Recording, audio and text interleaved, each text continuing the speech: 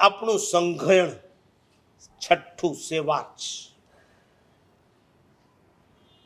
આપણું તનબળ પણ નબળું, આપણું મનબળ પણ નબળું, અને એટલે જ આપણને ગમે ત્યારે એટેક લાગી શકે. જેનો ઇમ્યુનિટી પાવર નબળો હોય એને વાયરસ ફટાક દઈને અસર કરે. બરાબર. બસ ડીટો એ જ રીતના આપણી પાસે પણ શારીરિક અને માનસિક બળની કચાશ હોવાના કારણે આપણા આયુષ્યને ઝટકામાં પૂરા થતા વાર લાગતી નથી. 13 વર્ષનો કાલે કોકે મને બતાવ્યો એક વિડીયો. એમપીના નાનકડા ગામમાં છોકરા ભેગા થયા. 7-8 વર્ષના છોકરા છે, ભેગા થયા, રીલ બનાવે. રીલ શેની રીલ? ફાંસીની રીલ બનાવો, ફાંસીની રીલ. સાંભળજો, આ રૂવાડા આમ ખડા થાય છે. ફાંસીની રીલ.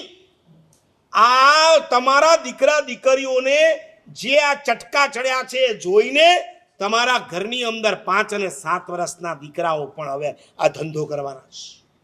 એક છોકરાને ઝાડ સાથે બાંધ્યો, એના ઉપર ગાડીઓ નાખ્યો, નીચે પાળી હતી, એ ગાડીઓ ઢીલો હતો, ગાડિયામાં ખાલી એને માથું નાખવાનું, અને બીજા 3 છોકરાઓ રીલ બનાવે છે.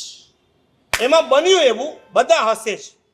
ઓલો જેના ગળામાં ગાડીઓ છે એ હસે છે, પણ હસતા હસતા એનો પગ ખસ્યો.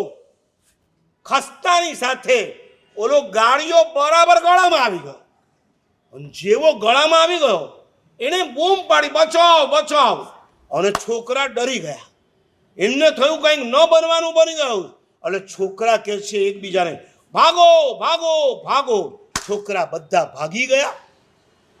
ઓલો છોકરો ફસાઈ ગયો. એના બાપને સમાચાર મળ્યા ત્યારે દોડતો આવ્યો, છોડાવી હોસ્પિટલમાં લઈ ગયા. એ પેલા તો છોકરો પરલોકમાં. 8 વર્ષનો છોકરો શું ખાલી 8 વર્ષનું જ આયુષ્ય લઈને આવ્યો હતો? ના, એની કુંડલી જુઓ તો ખબર પડે 80 વર્ષનું એનું આયુષ્ય હોઈ શકતું. શા માટે 8માં ચાલ્યો ગયો?